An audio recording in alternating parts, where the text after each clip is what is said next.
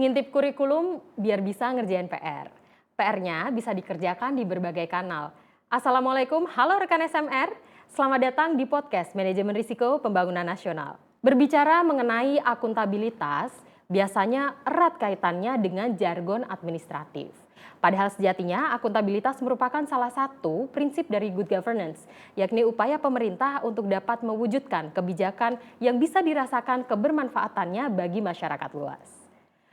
Tapi saat ini kita ada di kondisi yang ditengarai dan diwarnai dengan VUCA, yaitu volatilitas, ketidakpastian, kompleksitas, dan ambiguitas yang tentunya menjadi salah satu tantangan bagi pemerintah untuk dapat mengimplementasikan kebijakan dengan baik. Tapi tidak berhenti di situ, pemerintah telah menetapkan Peraturan Presiden Nomor 39 Tahun 2023 tentang Manajemen Risiko Pembangunan Nasional agar kebijakan kita bisa tahan terhadap ketidakpastian di era global saat ini. Bersama kami pada pagi hari ini telah hadir dua narasumber. Yang pertama adalah Profesor Erwan Agus Purwanto yang merupakan Deputi Bidang Reformasi Birokrasi, Akuntabilitas Aparatur dan Pengawasan dari Kementerian PAN-RB. Selamat pagi, Prof. Selamat pagi. Bagaimana kabarnya? Alhamdulillah sehat. Alhamdulillah sudah siap ya, Prof, ya untuk berdiskusi. Insya Allah ya. Insya Allah. Kemudian tentu saja tidak hanya berdua, kami juga ditemani oleh Bapak Alex untuk bisa memperkaya diskusi pagi ini. Telah hadir bersama kami Bapak Alex Octavianus selaku Direktur Pengendalian Evaluasi Kebijakan Strategis 3 Kementerian PPN Bappenas. Selamat pagi Bapak. Pagi Mbak Anggi. Semangat Bapak untuk diskusi pagi ini. Siap. Alhamdulillah. Saya bahagia kalau sudah ditemani Prof. Erwan selesai sudah. Wah, ya kebahagiaannya bisa dirasakan Pak menembus layar kaca. Oke.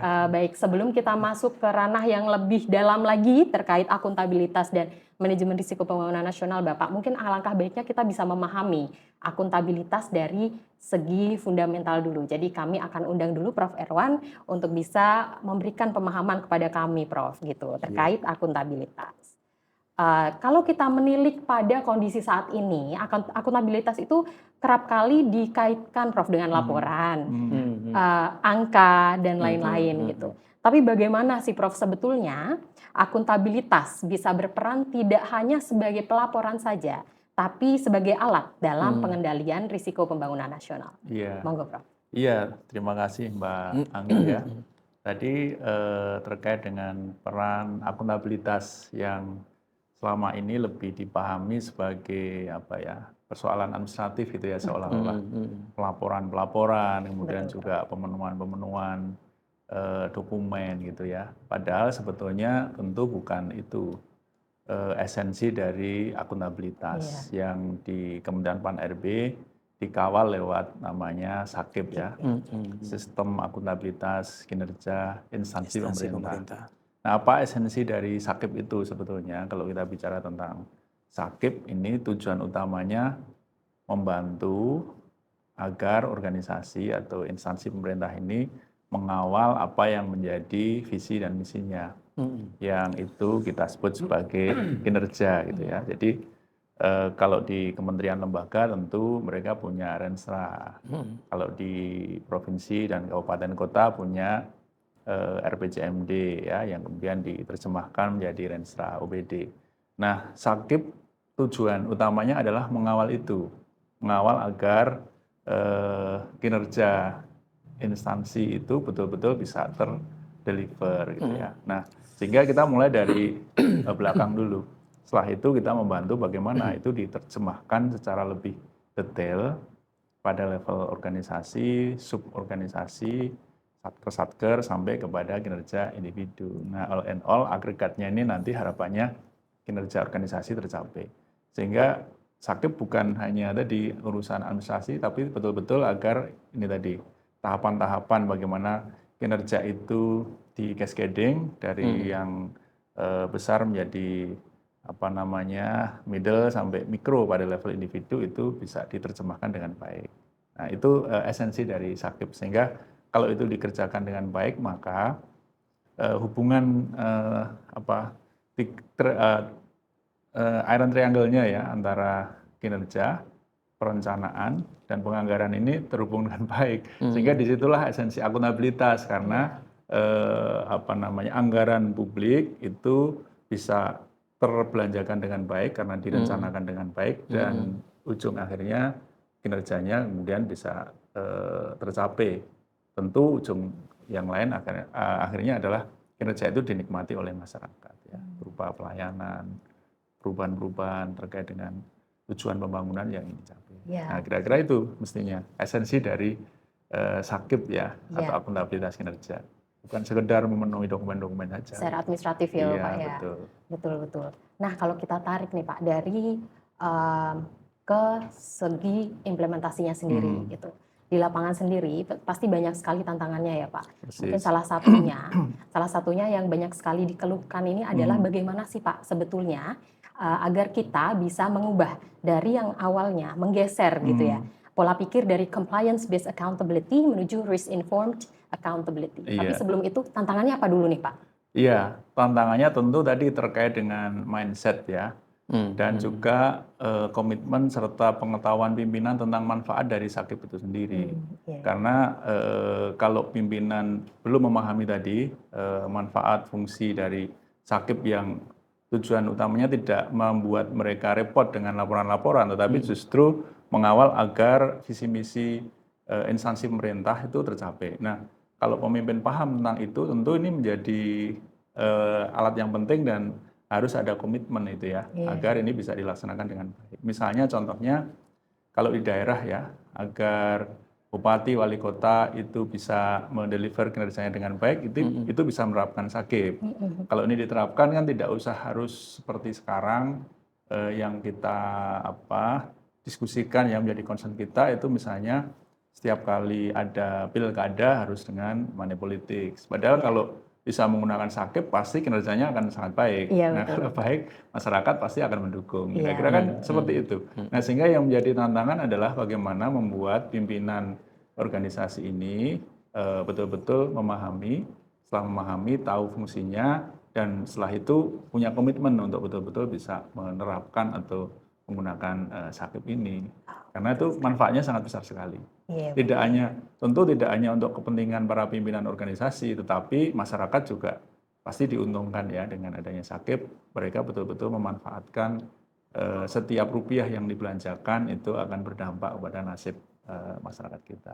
Betul sekali ya Bapak ya. Apalagi kalau kita berbicara mengenai paradigma dari pemerintahan yang sebelumnya hanya fokus pada tata kelola, sekarang kita sudah ke collaborative governance atau good governance ya Bapak kalau ya. dikaitkan dengan MRPN ya, bagaimana risiko, tentu disitulah juga bagian dari upaya untuk sejak awal menerapkan manajemen risiko ya. Betul, karena Bapak. sudah membuat perencanaan yang baik dan di dalam SAKIP ini kan ada aspek-aspeknya ya. Selain perencanaan juga ada pemantauan dan evaluasi dan nanti pelaporan. Nah, kalau ini dilakukan secara reguler artinya ada setiap triwulan kita pantau, sudah direncanakan dengan baik, tetapi itu kan belum tentu akan semuanya terimplementasikan karena perencanaan kan ada asumsi-asumsinya ya.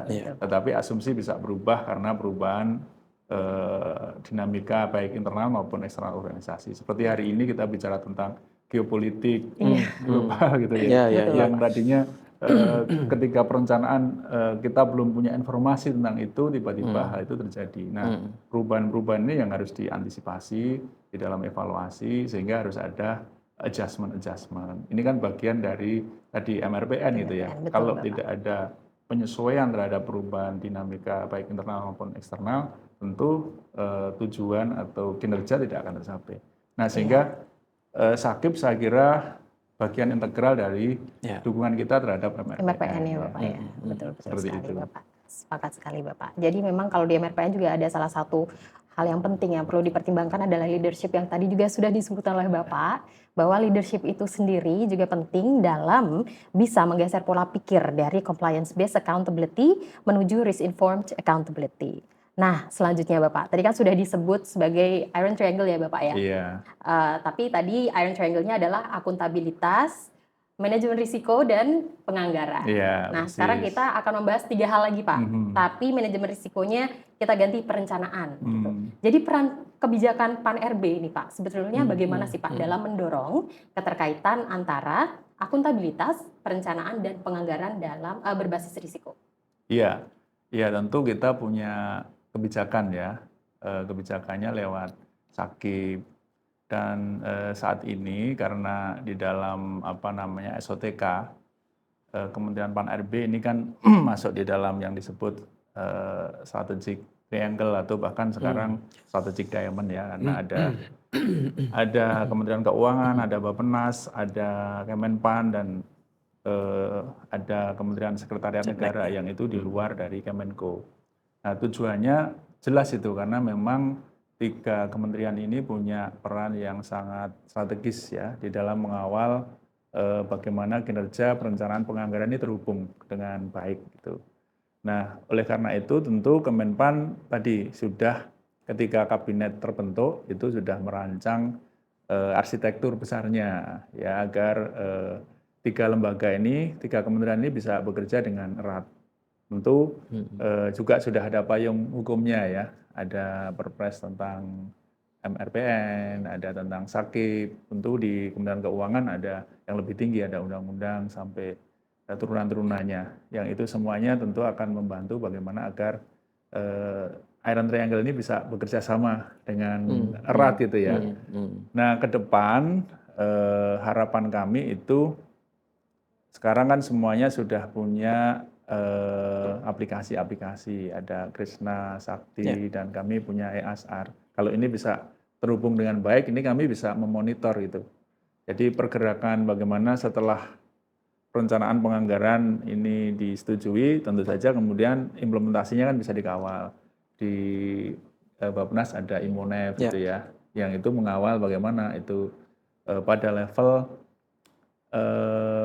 PN ya, prioritas nasional itu kan dikawal oleh Bappenas. Tapi kemudian pada level yang instansional ini perlu dikawal oleh Kemenpan. Apakah perencanaan yang menjadi penugasan di instansi pemerintah ini berjalan dengan baik seiring dengan dukungannya ke prioritas nasional. Ini yang sekarang sedang kami align agar jangan sampai terjadi kinerja di instansi pemerintah itu tercapai dengan baik, tetapi dukungan pada program nasional yang menjadi prioritas nasional itu tidak tercapai dengan merata gitu ya. Nah, ini yang sedang kami align, kami dengan Bappenas, Kementerian Keuangan sedang menyusun namanya SAKP, Sistem Akuntabilitas Kinerja Pemerintah. Tidak hanya instansinya saja yang dikawal, tetapi juga nanti pada level prioritas nasionalnya.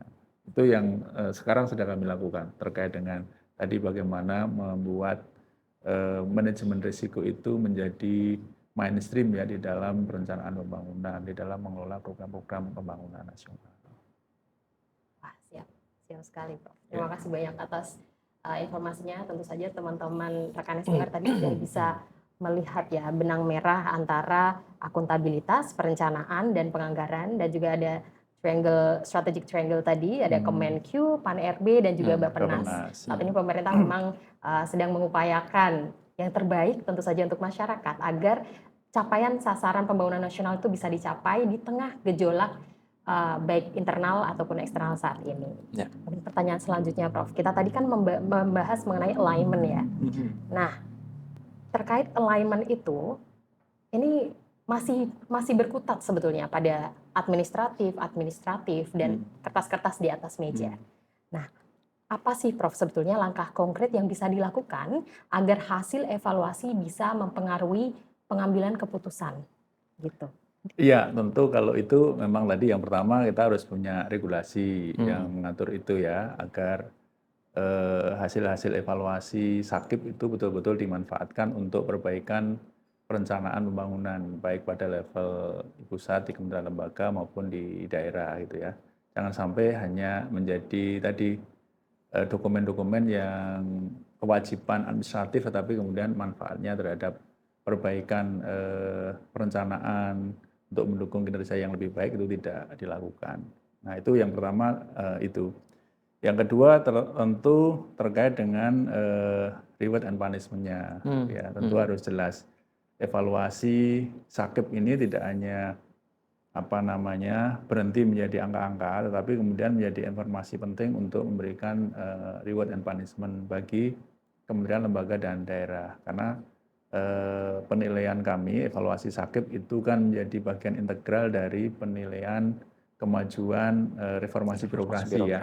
Jadi nilai Sakib itu dimasukkan atau menjadi komponen di dalam menyusun indeks RB.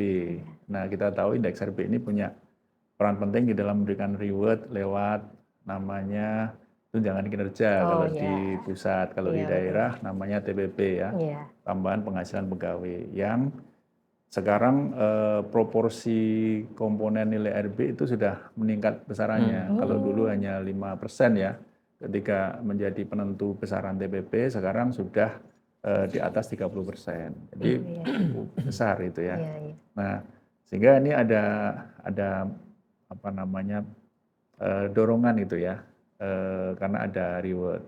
Nah, harapannya tentu juga kalau tidak dilakukan dengan baik ada punishment gitu ya. Prof, ya, betul. Nah, namun di atas itu semua, Kementerian Pan-RB ini selalu melakukan asistensi ya.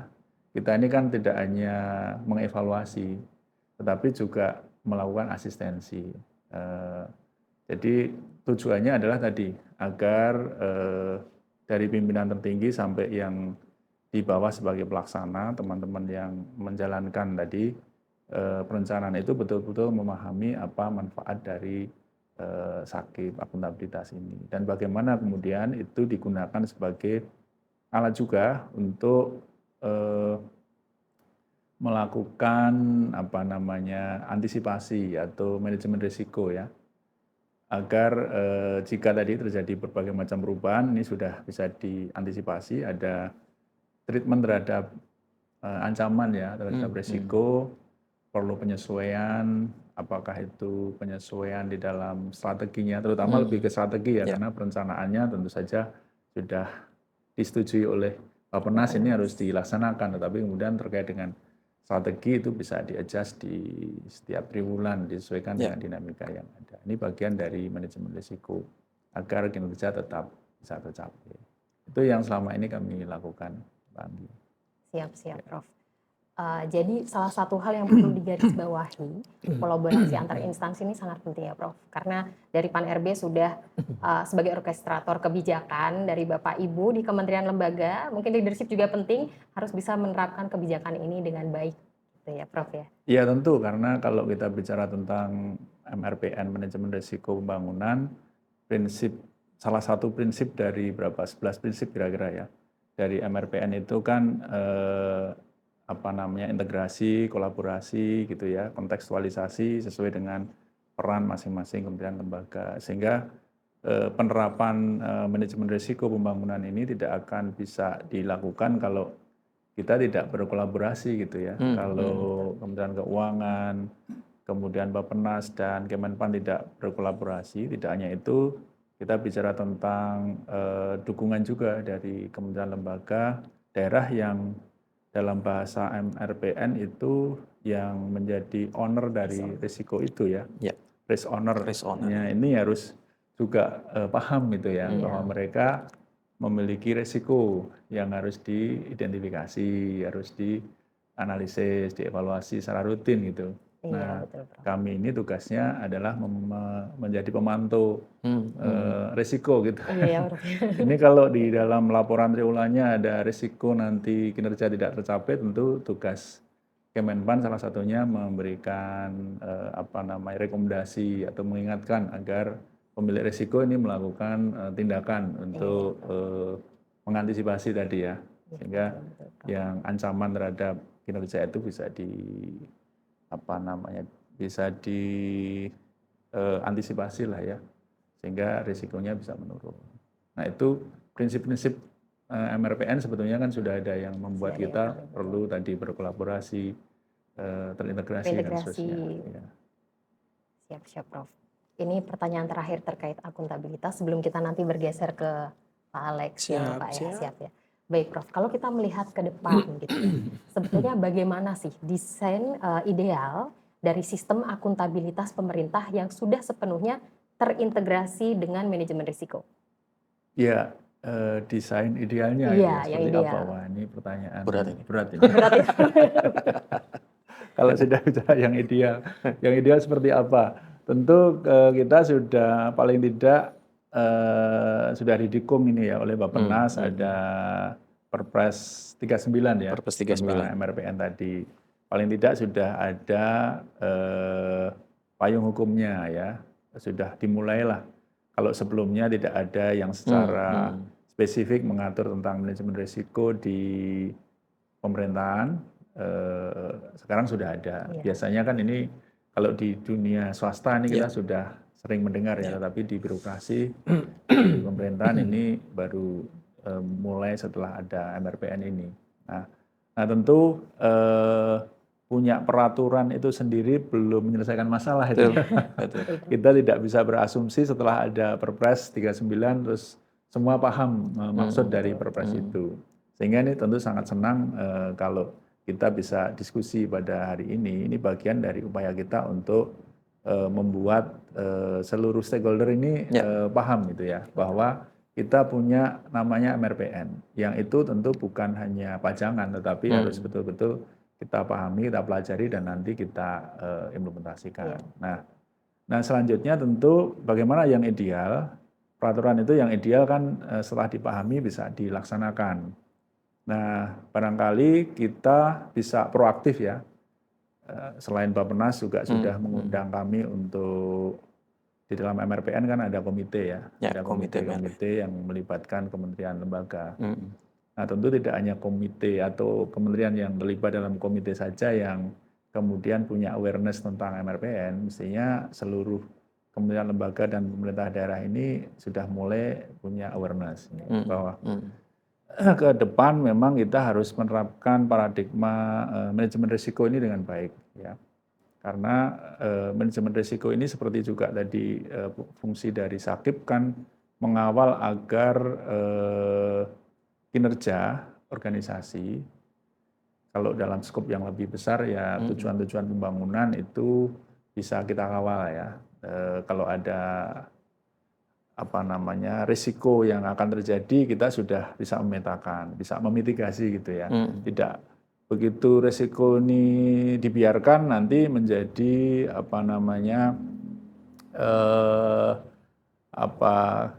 dampak itu ya, dampak negatif terhadap risiko bisa menjadi lebih buruk baru setelah terjadi krisis kita bergerak. Nah ini tentu tidak ingin seperti itu. Kita sejak awal harus sudah memahami itu. Jadi seluruh kementerian lembaga kita harapkan paham. Tadi Bappenas sudah menginisiasi, kemudian ada komite-komite, seluruh kementerian lembaga ini mulai memahami. Nah yang berikutnya yang memang menjadi PR kalau kita cermati dari Perpres MRPN itu ya, itu memang implementabilitasnya. Ya, bagaimana sebetulnya kemudian kalau itu diterapkan di masing-masing instansi pemerintah. Sebetulnya seperti apa sih mekanisme menerapkan MRPN ini?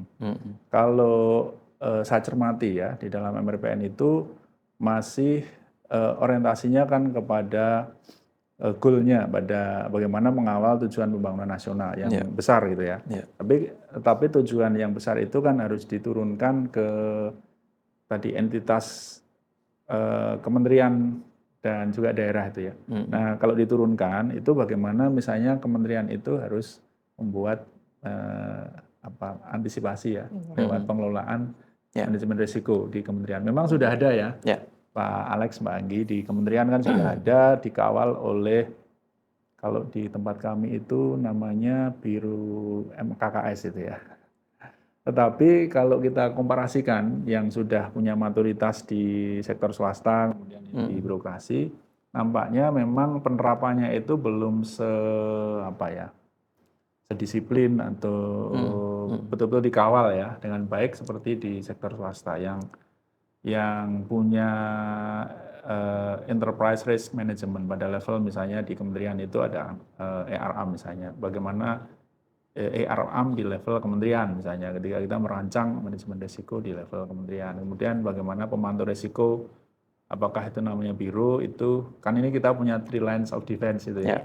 Yang punya risiko, risk owner, kalau di kementerian berarti harus diturunkan. Memang kementerian sendiri sebagai risk owner, kalau kita bicara level makro ya, di pembangunan yang gede, itu kementerian sebagai risk owner. Tapi di level kementerian kalau diturunkan kan risk owner-nya mungkin bisa unit-unit yang lebih Unit-unit, kecil, iya. bisa di eselon 2, di eselon 1 atau eselon 2 atau yang di bawahnya ya, satker-satkernya misalnya. Nah, ini yang di Perpres 39 itu belum didetailkan. Ya, saya kira ini perlu didetailkan agar tadi siapa risk owner-nya, siapa pemantau risiko, kemudian internal audit itu bisa berkolaborasi untuk mengawal tadi manajemen risiko. Nah, ke depan kalau tadi ditanyakan tentang hal yang ideal, itu yang harus kita sempurnakan agar antara regulasi, kemudian kesadaran atau pengetahuan, dan juga nanti menumbuhkan komitmen pimpinan untuk menerapkan MRPN itu bisa tumbuh dengan baik. Kemudian pada level yang lebih teknis, bagaimana KLD itu, kemudian lembaga dan pemerintah daerah itu tahu mekanismenya bagaimana memanfaatkan MRPN itu dengan baik.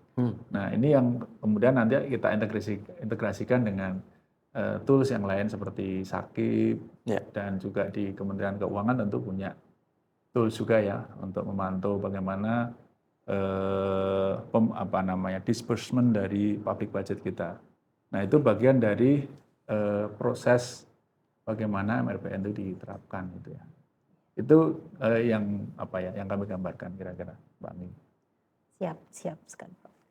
Berarti memang untuk bisa mencapai desain yang ideal tadi, memang PR kita salah satunya adalah memperkuat pemahaman dari kementerian lembaga ya, Prof ya.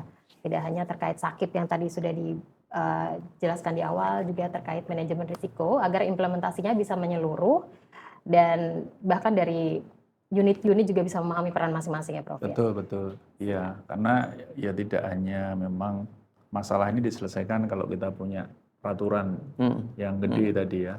Tapi mungkin bisa kita cermati lagi apakah Perpres 39 ini betul-betul bisa diimplementasikan di level yang lebih bawah gitu ya. Lebih teknis ya, Prof. Lebih teknis. Siap, Prof.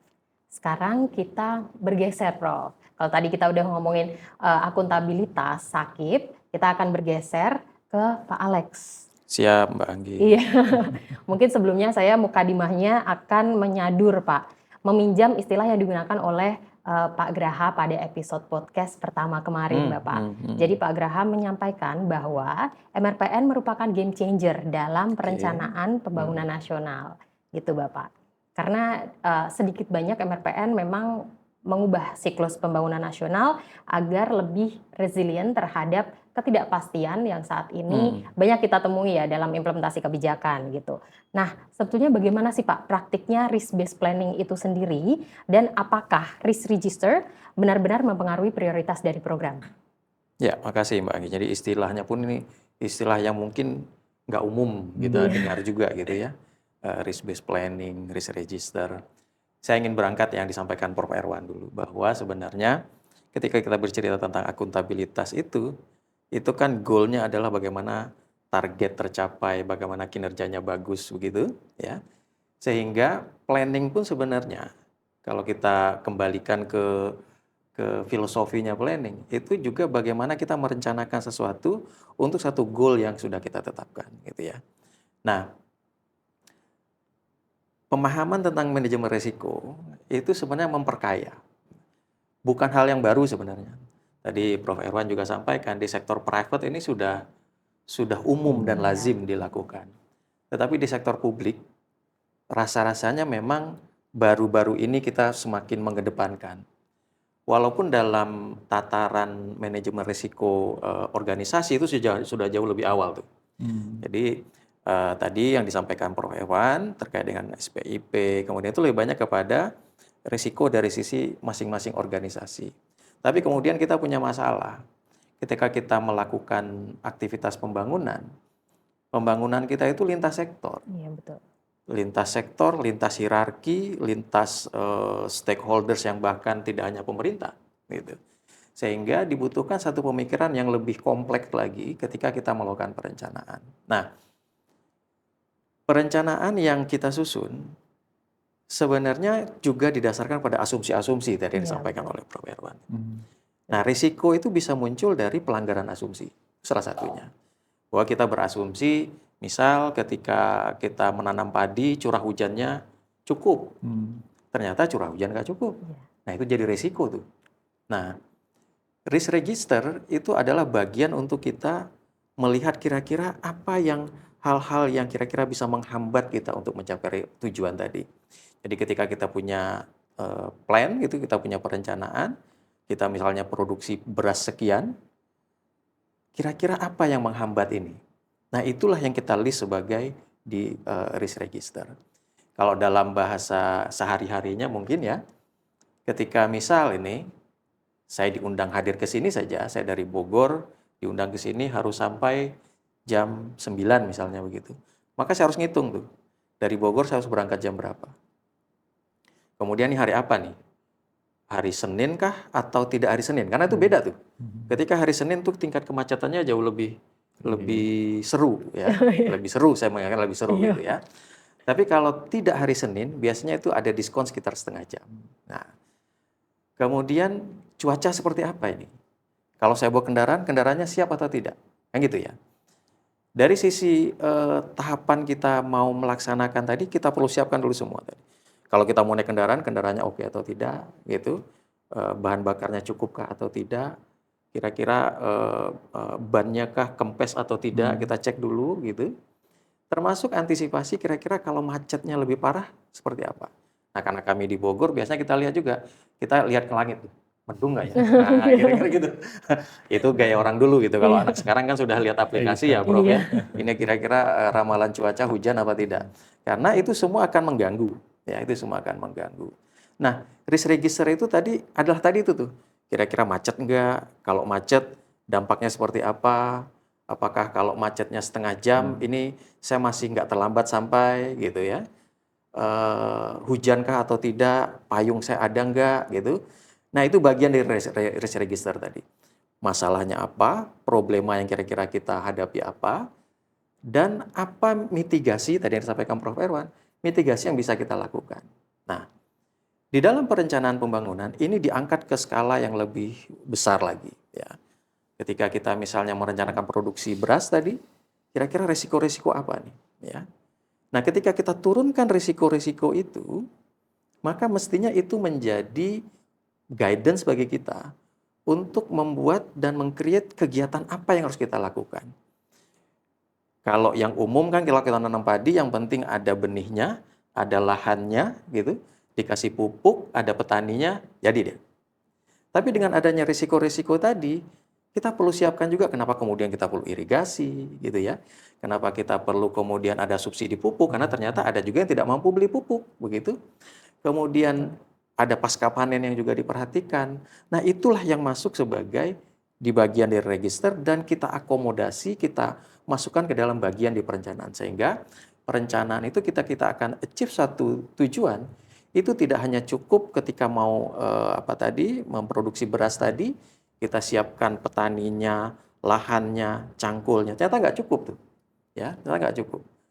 Kita perlu pikirkan juga irigasinya. Nah, sampai kepada irigasi, kemudian ini mulai kompleks ketika di pembangunan. Mungkin Prof. Erwan juga paham bahwa di saluran irigasi itu kewenangannya itu berbeda-beda. Ada yang menjadi kewenangan pusat, ada yang kewenangan provinsi, ada yang kewenangan kabupaten. Nah, ini kita mulai muncul masalah nih. Kenapa kita muncul masalah? Seringkali semua punya program tuh. Tetapi belum tentu lokasinya sama. Nah, sehingga di dalam penerapan manajemen risiko, ini perlu kita antisipasi. Dan sebetulnya kalau di perencanaan nasional, Prof. Erwan, Mbak Anggi, kita mengenal yang namanya tematik, holistik, integratif, spasial. Nah, di tataran spasial ini pun kita perlu sepakati nih. Bendungannya itu ada di mana, saluran primer mana yang perlu kita perbaiki, sekunder yang mana, tersier yang mana, dan sawah yang mana yang akan kita aliri. Karena seringkali ini di pelaksanaan kita beberapa tahun kemarin, kita punya masalah di sana. Provinsi pusat perbaiki saluran primer dan bendungannya, sekundernya di provinsi, tersiernya ada di kabupaten. Ketika kita cek di dokumen perencanaan, semua ada. Sehingga persepsi kita, oh ini mestinya sudah nyambung nih. Tapi ternyata kita cek ke lokasi, lokasinya beda-beda.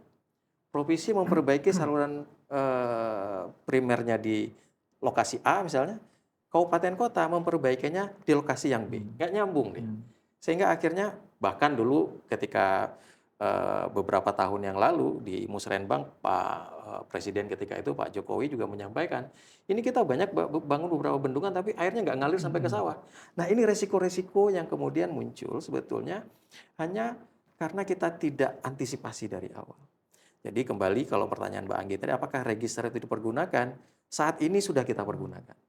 Tetapi memang karena perencanaan pembangunan nasional itu sangat luas, kita belum bisa memanfaatkan itu untuk semua sektor.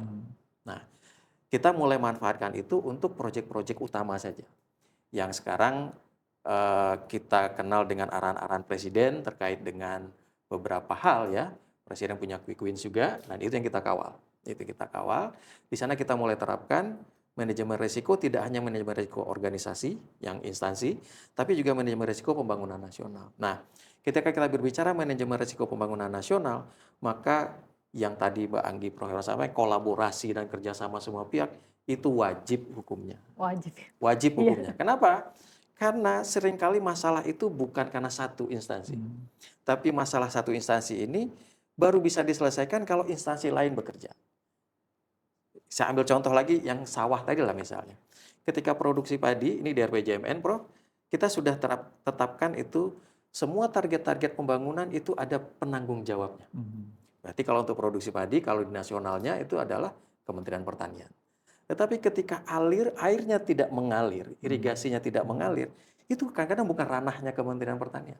Ada ranahnya kementerian yang lain, ada ranahnya pemerintah daerah. Nah ini baru dari skop pemerintah nih. Ya, baru pemerintah nih. Baru pusat, provinsi, kabupaten kota. Baru di ranah pemerintah. Kalau kita bercerita ke yang lebih besar lagi, kalau kita cerita tentang hilirisasi, apakah hilirisasi sumber daya alam, hilirisasi pertanian, itu yang terlibat kan tidak hanya pemerintah. Ada sektor private juga di situ. Mungkin ada BUMN juga, ya. Nah, ini jauh lebih kompleks nih. Nah, tentu kita tidak akan berhenti ketika itu kompleks terus kita ya sudah kita nggak melakukan apa-apa. Mungkin tidak begitu solusinya.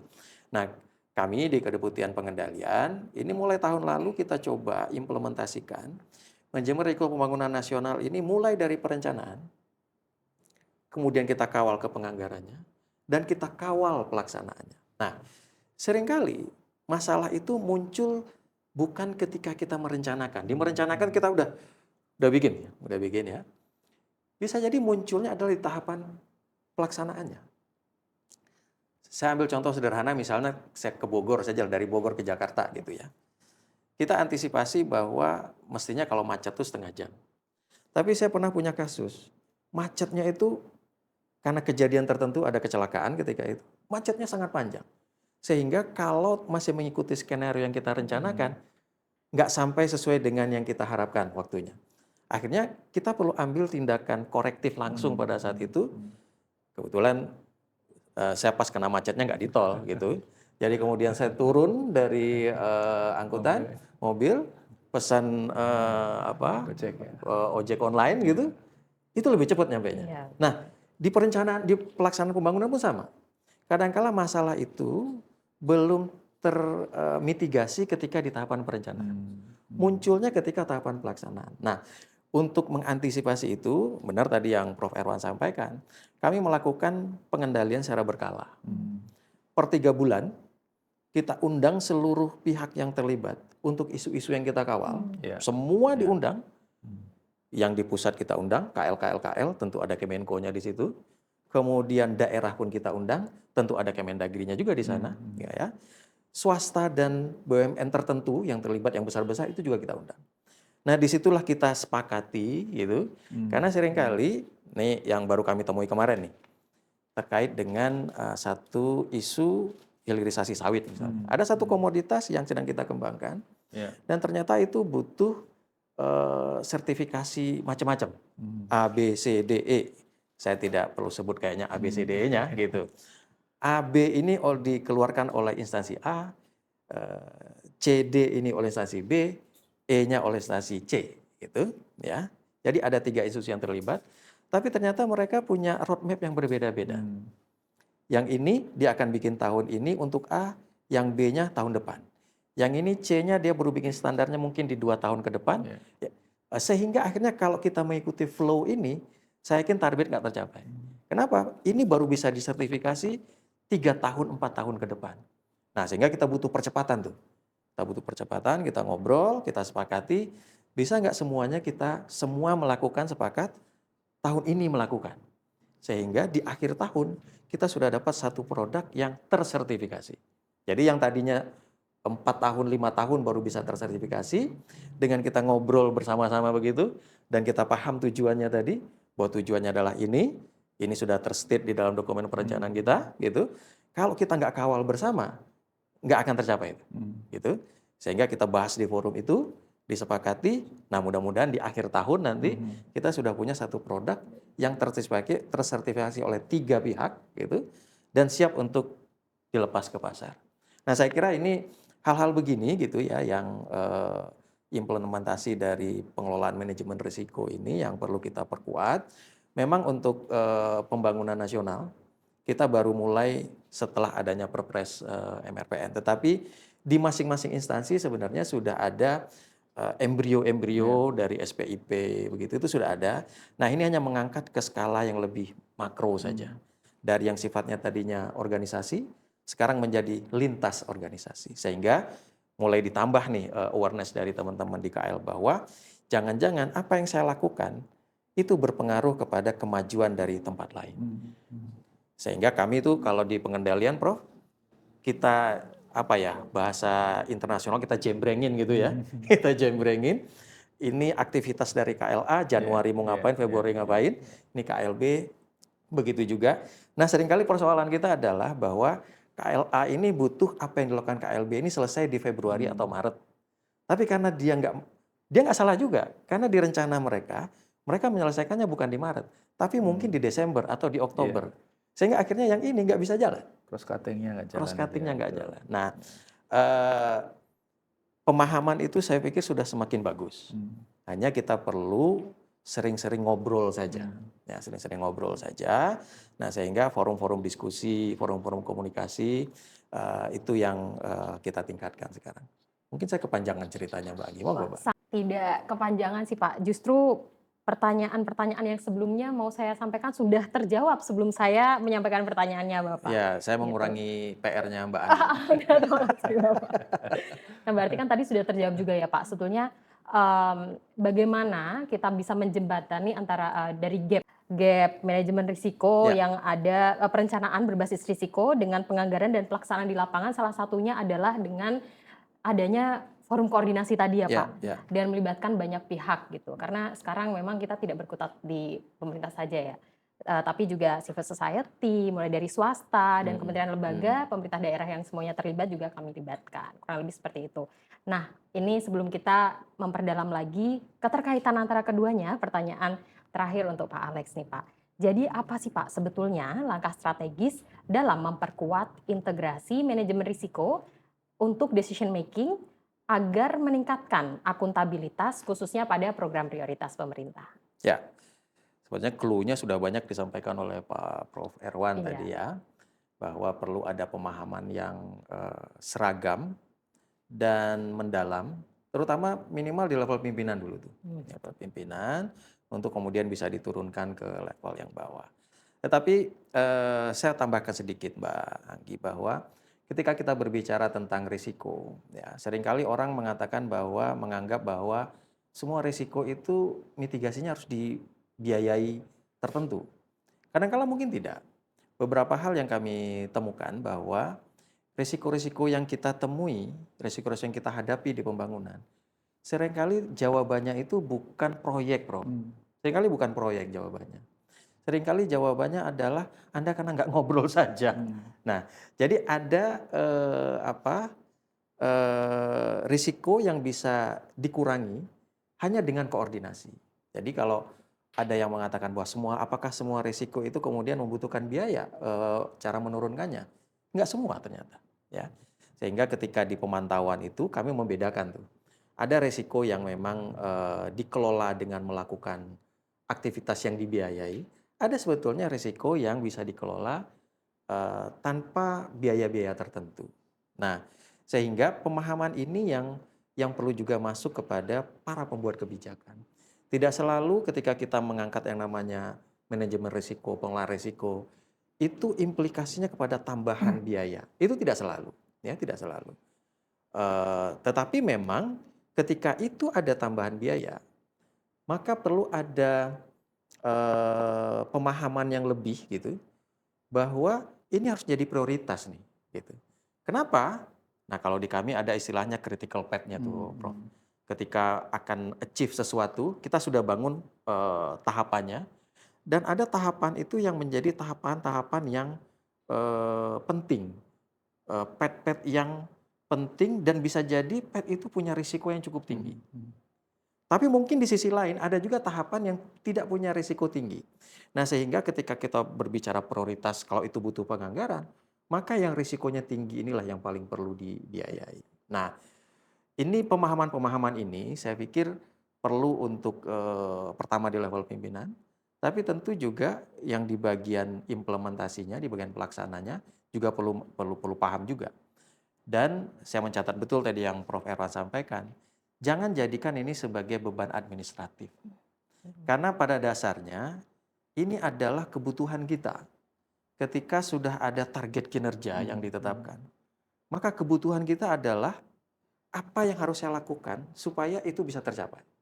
Nah, manajemen risiko itu sebenarnya membantu untuk menyelesaikan persoalan-persoalan bahkan yang belum muncul itu sudah kita mitigasi, atau minimal yang bahasa Mbak Anggi tadi ada risk register, daftar-daftar risiko-risiko itu, minimal itu kita tahu sehingga ketika itu muncul kita nggak kaget, kita nggak wow kok begini ya, mungkin tidak begitu gitu, tetapi kita sudah sadar bahwa ini akan terjadi, tapi karena misal kan terbatasan anggaran belum kita anggarkan, karena nyaman risiko itu kan bisa terjadi, bisa tidak, kan begitu. Betul. Kan masa depan itu masih misteri ya, Bro. Ya. Sehingga bisa jadi pada saat di perencanaan belum kita anggarkan. Tetapi jangan sampai kita kaget begitu ada muncul resiko itu, ya. Biasanya kita kaget itu kalau kita nggak tahu. Mbak Anggi kalau tahu mau saya kagetin pasti nggak kaget. Iya. Ya.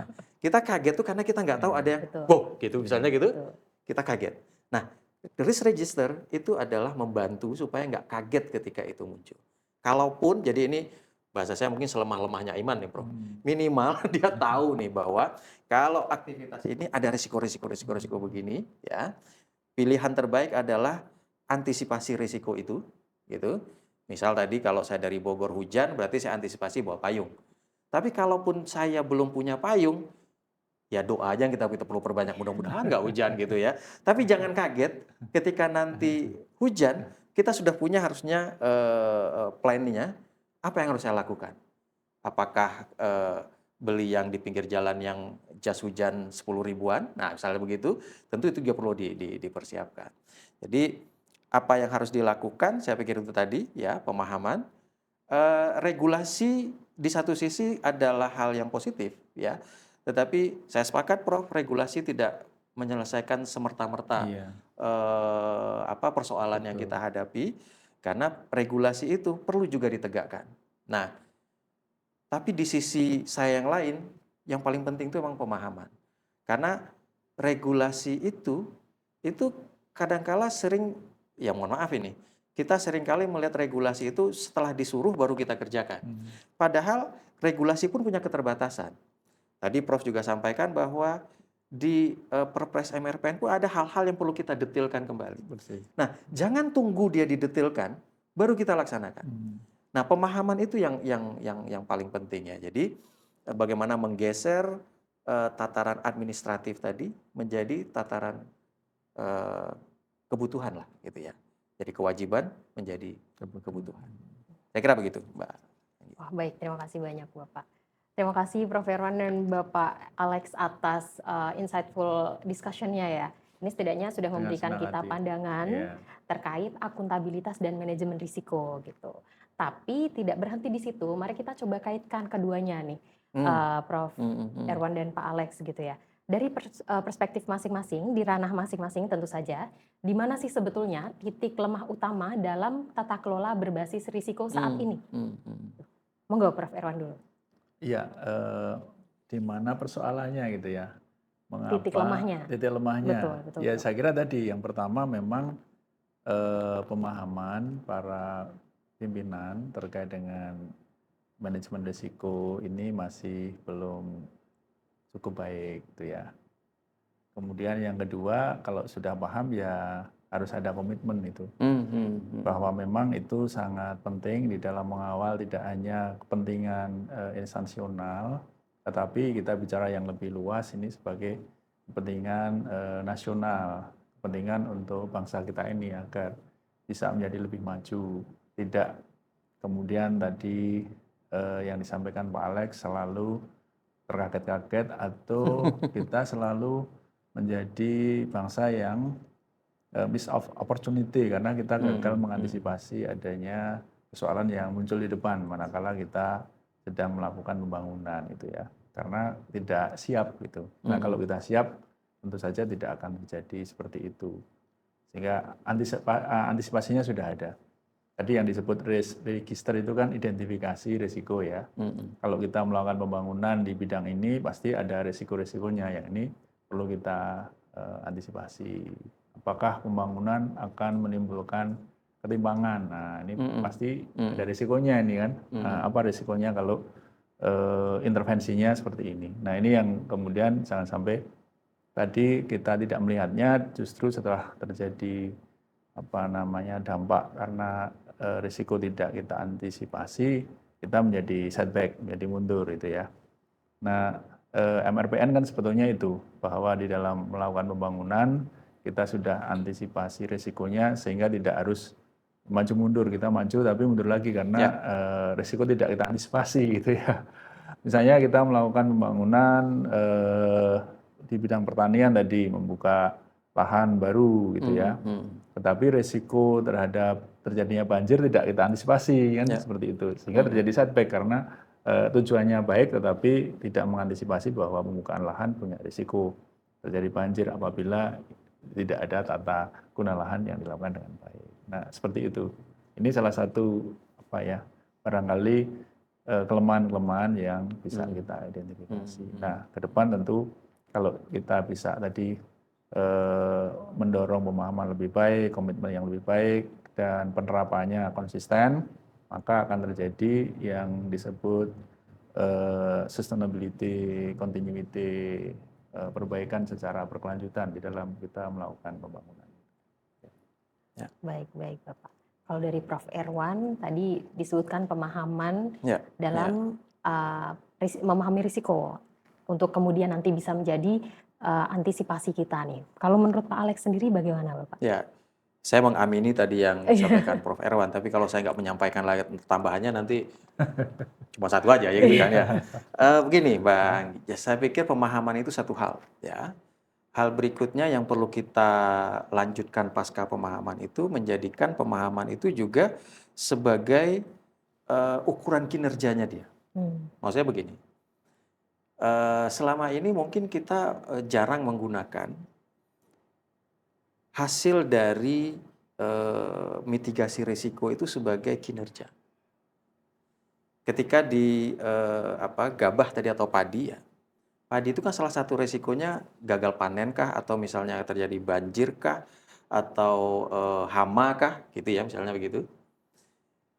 Mestinya kan ada mitigasinya. Ketika hama berarti dimitigasi dengan adanya insektisida, pestisida. Dan kalau masyarakat tidak mampu, berarti harus ada dibantu masyarakat. Saya pikir mitigasi itu sudah ada. Tetapi jarang sekali kita menjadikan, misal tingkat kerusakan karena hama itu sebagai indikator kinerjanya. Jadi pemahaman tadi satu hal, tapi kemudian kita perlu formalkan pemahaman ini menjadi bahwa upaya-upaya dia untuk memitigasi risiko itu kita jadikan sebagai ukuran kinerjanya. Sehingga ini bisa sekaligus dua hal saya kira, Prof. Ketika tadi kinerja itu sebagai alat untuk mengukur nilai reformasi birokrasi dan itu ada skema insentif disinsentifnya, maka ini sekaligus kita sambungkan dengan skema insentif disinsentif. Seringkali orang belum terlalu aware terhadap manajemen risiko karena skema insentif disinsentifnya belum kuat. Tapi kalau kita hubungkan ini dari pemahaman yang bagus tadi, kemudian kita apresiasi pemahaman bagusnya sebagai kinerjanya, dan kalau dia benar-benar membuat kinerja yang bagus untuk mengendalikan risiko, bahasanya mungkin tidak, apakah Anda melaksanakan mitigasi risiko, mungkin tidak begitu bahasanya, tetapi ada indikator kinerja yang bisa kita create dari risiko-risiko yang ada itu, sehingga kalau indikator itu naik turun, itu menggambarkan dia aware terhadap risiko apa tidak. Nah, kita bisa tambahkan itu. Jadi pemahaman plus tentu kita perlu formalkan pemahaman tadi dan menjadikan dia sebagai ukuran kinerja dari pelaksananya, gitu ya. Betul. Nah, insentif, disinsentif. Nah, karena background-nya agak ekonomi-ekonomi nih, Prof. Jadi orang itu seringkali bergerak karena adanya insentif dan dia berhenti bergerak karena adanya disinsentif. Gitu, Pak. Siap, Pak. Jadi selain penguatan SDM melalui pemahaman tadi ya Bapak ya, skema insentif dan disinsentif ini saat ini memang menurut Prof dan juga Bapak menjadi salah satu titik lemah dari tata kelola berbasis risiko. Nah, selanjutnya menurut Pak Alex dulu sekarang gantian ya. Oh, saya PR nih. Jadi Prof Erwan, saya tinggal mengikuti Prof Erwan. Iya, nanti gantian Pak. Jadi Prof Erwan bisa, wah apa nih gitu. Jadi apa Bapak sebetulnya faktor utama atau kunci krusial dalam tata kelola pemerintah guna mewujudkan integrasi akuntabilitas dan manajemen risiko yang efektif? Ya. Kunci utamanya Bapak.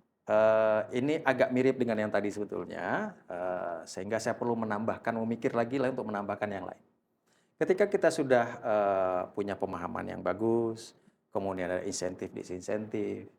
Satu lagi Prof Erwan tadi sampaikan juga, kita itu masih ada euforia membuat sistem-sistem yang belum terhubung antara satu dengan yang lain. Cluenya tadi Prof Erwan sampaikan, kita punya sistem perencanaan, kita susah punya sistem penganggaran yang kadangkala juga nyambungnya belum 100%. Ya. Penganggaran pun ada di pusat, ada di daerah, ini pun belum nyambung 100%. Jadi tentu semua kita paham tadi ketika kita bercerita tentang manajemen risiko, kita harus libatkan semua pihak. Implisit di pelawang itu adalah kita harus tahu apa yang dilakukan semua pihak untuk hal-hal yang kita akan kendalikan atau kita kontrol atau kita kendalikan risikonya tadi. Kalau secara manual, saya yakin itu berat sekali. Karena yang dilakukan oleh KL itu juga aktivitasnya ratusan bahkan ribuan. Yang dilakukan oleh daerah juga sama. Nah, sehingga step berikutnya adalah kita perlu sambung-sambungkan aktivitas itu. Nah, sambung-sambungkannya bagaimana? Tentu kalau mau dipermudah, permudahlah dia dengan menggunakan sistem. Tetapi sistem baru bisa nyambung kalau dia punya satu kata kunci yang sama. Kalau istilah kami di data itu, kita harus punya satu kode referensi yang sama. Nah, ini kemudian yang menjadi bagian dari pelaksanaan MRPN dan Satu Data Indonesia di tahun lalu. Ya. Jadi kami sudah mulai menstandarkan kodifikasi indikator-indikator pembangunan. Dan itu ditempelkan di sistem perencanaan, ya, baik perencanaan pusat maupun perencanaan daerah. Dan ini akan terbawa sampai kepada penganggaran. Dimasukkan juga ke sistemnya evaluasi. Nah, jadi prasyarat berikutnya adalah kita harus bisa mengontrol semuanya, tetapi supaya ngontrolnya bagus, dia harus menggunakan sistem, supaya bisa tersambung baik dengan sistem, dia harus punya satu key, kalau bahasanya itu satu data referensi. Nah, itu masalahnya ID lah. Kalau seperti kita penduduk, kita punya satu ID yang namanya di KTP itu NIK, itu adalah ID penduduk. Indikator pembangunan sebagai ukuran kinerja itu pun harus ada ID-nya. Nah, ID-nya sekarang sudah dibuat dan itu sudah masuk ke beberapa sistem tadi, tinggal menyambungkannya secara real. Nah, kalau ini sudah tersambung, baru kita mulai menerapkan kembali dengan lebih detail manajemen risiko. Kita baru tahu nanti aktivitas real apa yang dilakukan oleh semua KL, semua daerah untuk isu-isu tertentu. Nah, ini akan membantu kita di dalam implementasi manajemen risiko. Ini nanti kita sambungkan dengan risk register. Kira-kira semua risk register ini sudah terjawabkah atau tidak dengan aktivitas ini, ya? Karena kalau semuanya mau diobrolin itu forumnya panjang sekali, Prof.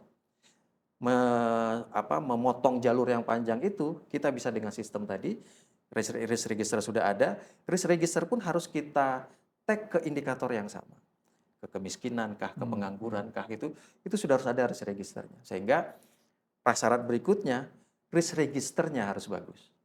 Nah, risk register ini kan kita baru mulai berlatih lah. Kalau saya katakan belajar kayaknya terlalu dini ya. Nah, kita sudah belajar, kita mulai berlatih untuk membangun risk register untuk pembangunan.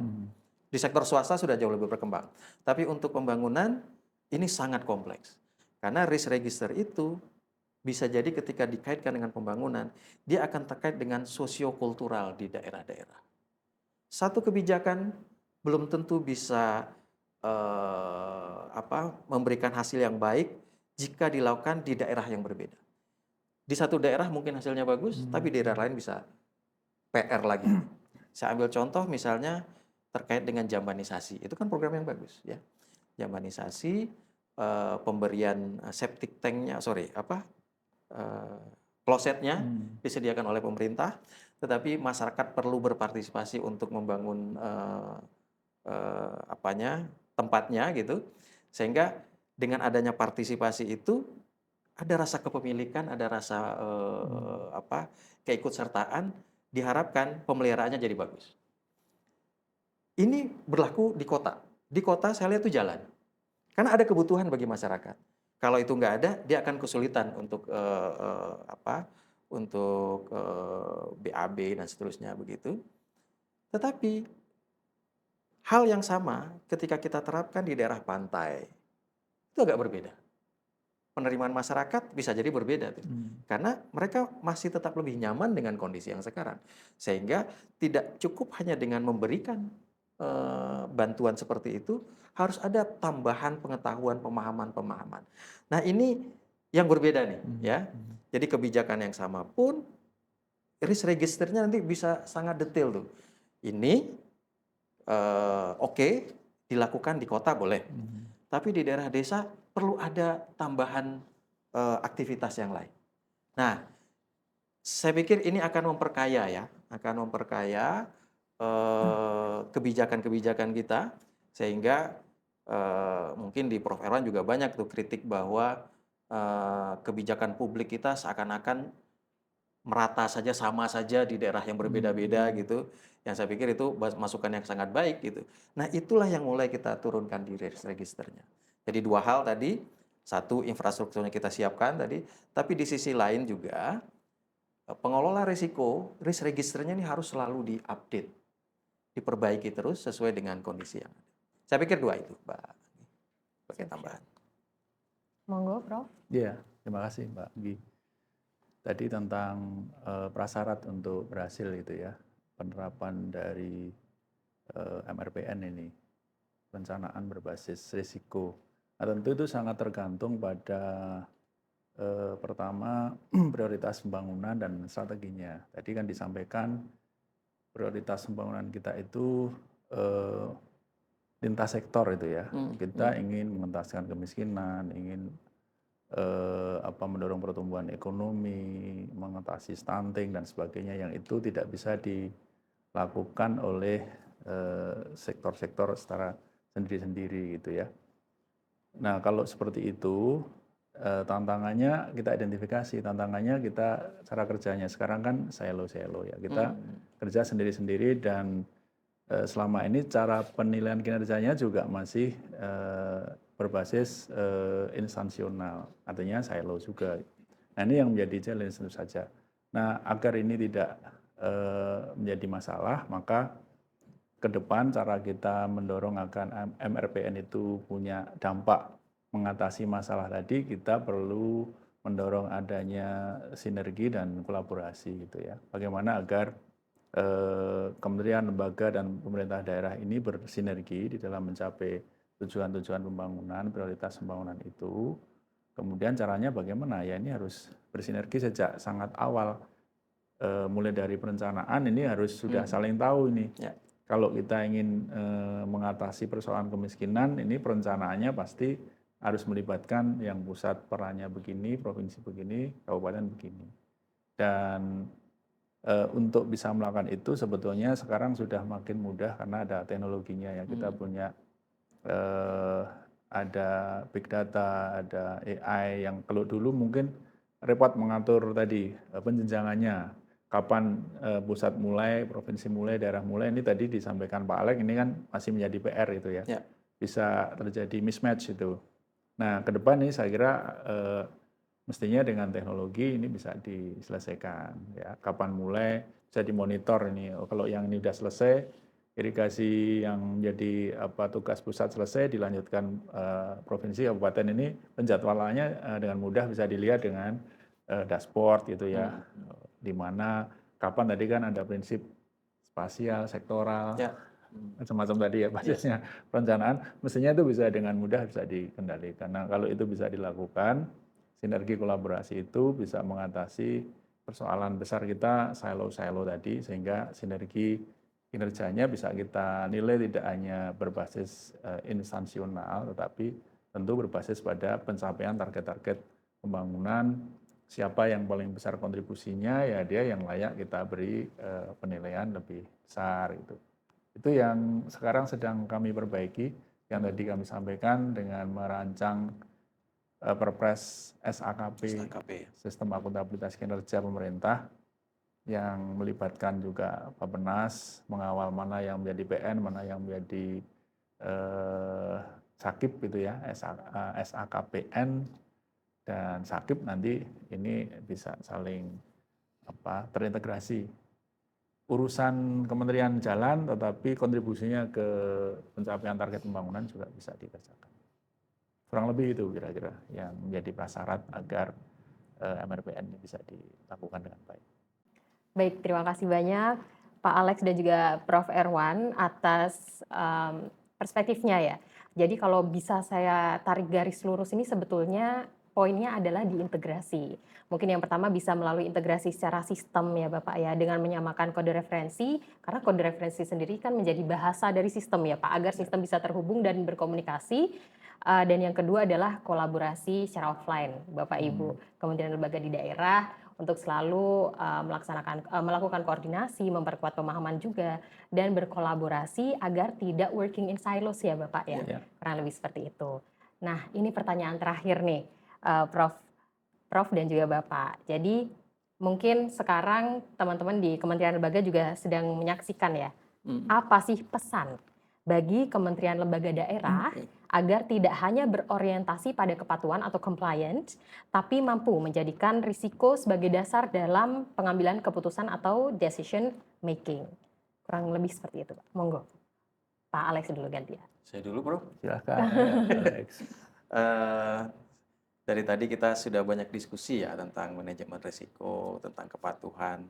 Sehingga kata kuncinya saya pikir adalah jadikanlah manajemen risiko ini sebagai pola pikir. Jadikanlah dia sebagai gaya hidup. Sehingga dia tidak menjadi beban. Bahwa kita butuh bawa payung ketika musim hujan. Itu hal yang biasa sebenarnya. Kalau itu sudah kita jadikan gaya hidup, jadikan budaya, maka manajemen risiko itu akan embedded di dalam semua aktivitas kita.